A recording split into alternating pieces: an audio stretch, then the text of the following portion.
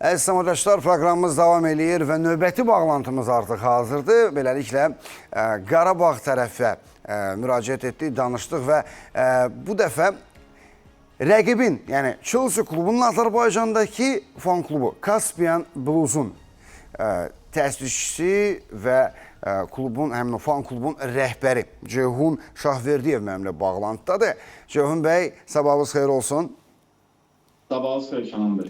Ceyhun bəy, siz bizimlə əvvəllər bağlantıda olmuşsunuz, amma bugünə qədər heç vaxt biz öz komandalarımıza qarşı Chelsea oyununu müzakirə etməmişik.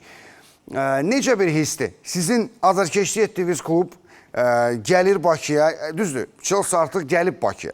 Yəni 2017-ci ildə biz, amma bu dəfə heyət fərqlidir, biraz şərtlər fərqlidir. Yəni Qarabağ əvvəlki Qarabağ deyil, 6 xalla top 24-dədir, yəni ilk 24 yerdə yer alır.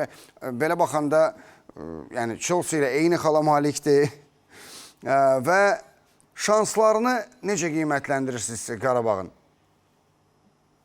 Əvvəla hər kəsi salamlayıram. Təbii ki, komandamız, bizim də komandamız sayılır. Yəni Qarabağda təbrik edirik ki, yəni bu belə deyək, nailiyyətə nail olub, belə deyək.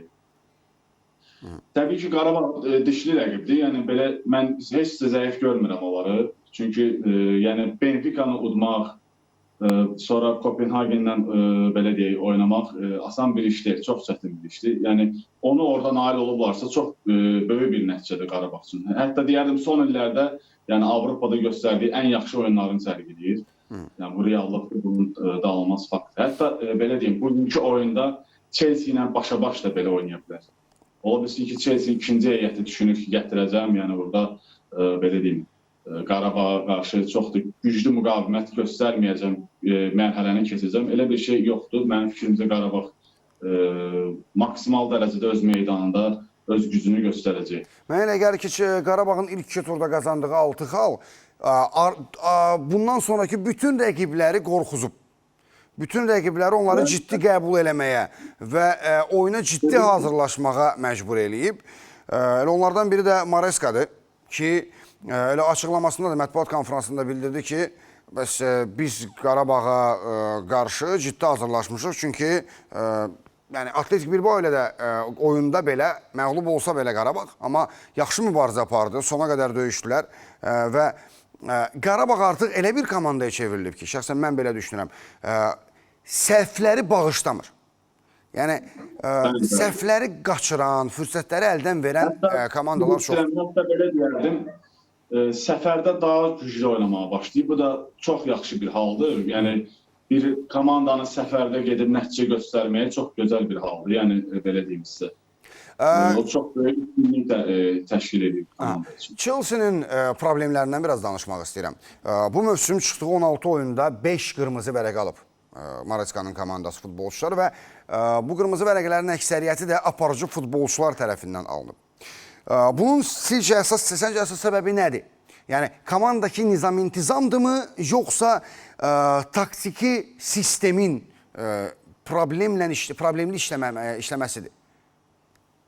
Mən deyərdim ki, taktiki məsələ deyil, daha çox, belə deyim, sistemin olmamağından irəli gələn bir şeydir. Daha çox gənclər olduğu üçün emosionaldılar, daha çox belə fikirli mübarizələrdə fikirləşmədən topa girirlər, yəni belə şeylər var da, yəni cərimə eləyirlər, lazım olmayan mövqelərdə. Bu problemi sırf futbolçuların yaşı ilə əlaqələndirirsiniz?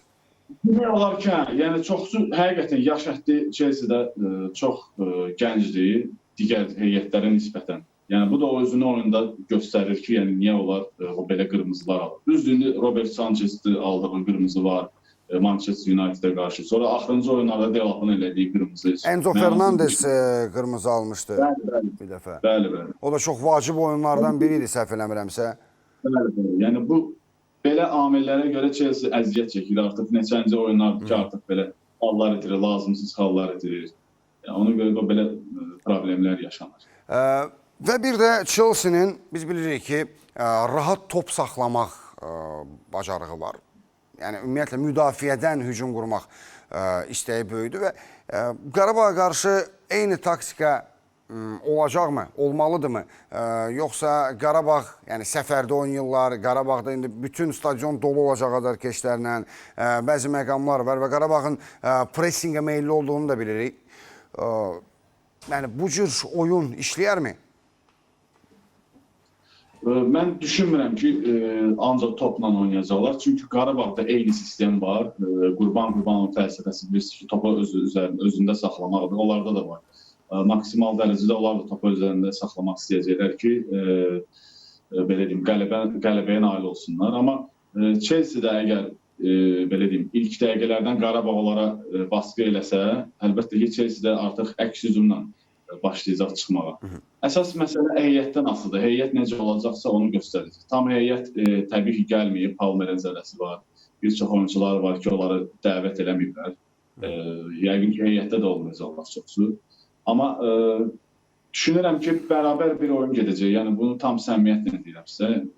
Çünki Qarabağ, yəni dediyim kimi tərifləmirəm, sadəcə olaraq olanı deyirəm. Zəif deyil, zəif rəqib deyil. Benfica deyil, yəni Ajax deyil. Yəni Ajax son illərdə heç özündə deyil, belə deyil. Son bir dənə oyunda qırmızı almağı ilə onu göstərir. Amma Qarabağ elə deyil. Optimal heyəti var, yəni mübarizə aparacaq olur. Ceyhun bəy, son olaraq elə sizin yəqin ki oyuna stadiondan baxacaqsınız və bir Chelsea fan klubunun rəhbəri olaraq, Chelsea azarkeşi olaraq hansı sektora və ümumiyyətlə stadion arasında bilet almışsınız?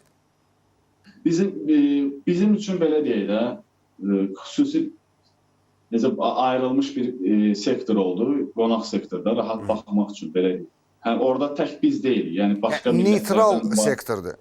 Neytral zonadır hesab edin ki, yəni orada başqa millətlərdən də var, Qazaxlardır, Özbəklərdir, belə deyək. Onlar da qonaqlarımız, onlar da gəlmişdi, bir yerdə baxmaq istəyirdik. Təbii ki, onlardan hətta Qarabağ azarkeş deyilən insanlar da var, belə deyək. Ona görə belə bir şey alındı, sağ olsunlar, təşkil elədilər. Biz, belə deyək, neytral bir yerdən oturub Qarabağ Chelsea oyununa baxacaq.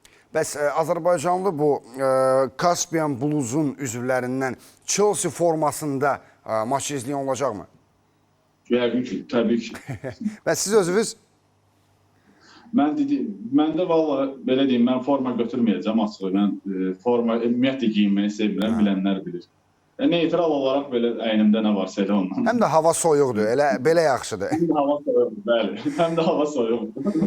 Çox təşəkkürlər Ceyhun bəy, fikirləriniz üçün uğurlar arzu edirəm sizə. Sağ olun.